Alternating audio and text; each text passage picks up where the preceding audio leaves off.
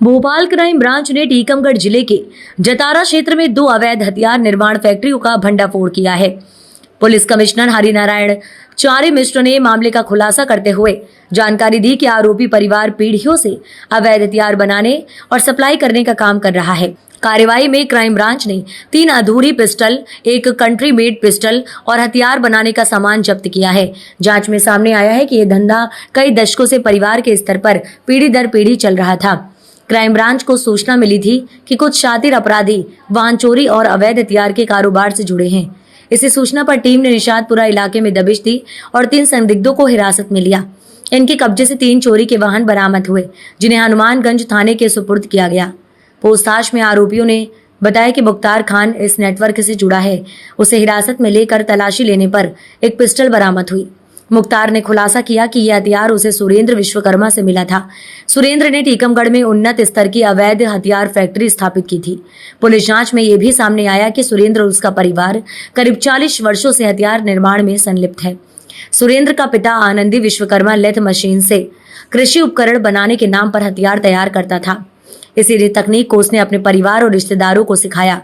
हैरानी की बात तो यह है कि जेल जाने के बावजूद परिवार ने कारोबार बंद नहीं किया, बल्कि सुरेंद्र ने अपने बेटे धर्मेंद्र और नाबालिग पोते को भी इस काम में कर लिया शामिल। फैक्ट्री में हथियार बनाने के लिए उन्नत मशीनें और विशेष उपकरण लगाए गए थे। पहले कल पुर्जे बाहर से मंगाकर असेंबल किए जाते थे, लेकिन अब सारे पार्ट्स स्थानीय स्तर पर ही बनाए जाते हैं। कारोबार को छुपाने के लिए दूरस्थ वेयरहाउस का इस्तेमाल किया जाता है।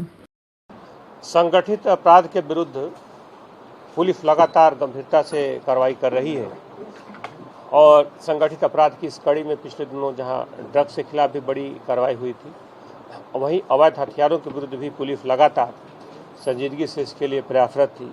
और इस कड़ी में क्राइम ब्रांच को खासतौर पे एक बड़ी सफलता मिली, जिसमें कि एक सूचना पर एक व्यक्ति को पकड़ा गया 2-3 दिन पूर्व, और उसके पास से एक अच्छी सोफिस्टिकेटेड एक वेपन मिला, एक पिस्टल मिली, और उसके साथ एक मोटरसाइकिल भी मिली जो चोरी की थी।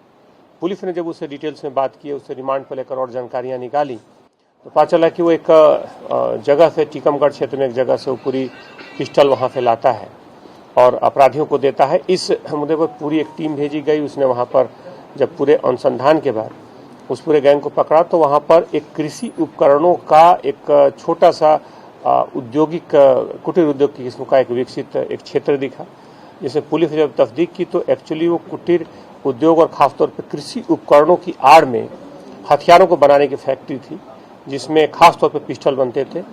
ये लगभग 3 पीढ़ी से जिन अपराधियों को पकड़ा गया, उन अपराधियों द्वारा लगभग 3 पीढ़ी से काम किया जा रहा है। लगभग 40 वर्षों से वो इस काम को लगातार कर रहे हैं। उनके खिलाफ आधा दर्जन से ज़्यादा अलग अलग प्रकरण है, और ख़ास तौर पर इस पूरे मामले में जब तस्दीक की गई तो उन्होंने लगभग सैकड़ों ऐसी पिस्टलें बनाई हैं। ख़ास तौर पर इनको बेचने का जो जरिया है, ये आसपास के झांसी और उसके आसपास के ज़िलों में ये बेचते थे।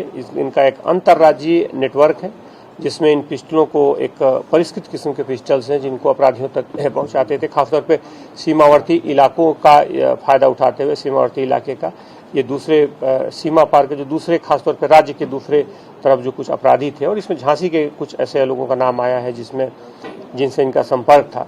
बहरहाल इनको पकड़ लिया गया है। इनके एक निशानदेही पर फिर एक दूसरी जगह की भी सूचना मिली जहाँ पर बनाया था। दूसरे गाँव में पुलिस ने 2 जगहों पर अलग अलग कार्रवाई की।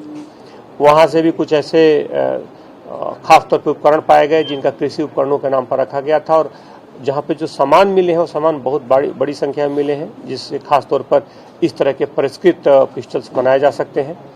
पूरी टीम को इसमें 30,000 रुपये के पुरस्कार से पुरस्कृत भी किया गया है। DCP crime additional CP Pankaj और पूरी टीम ने इसमें काफ़ी सक्रिय भूमिका निभाई है, और पूरी टीम को इसमें पुरस्कृत किया गया। कितने हथियार मिले?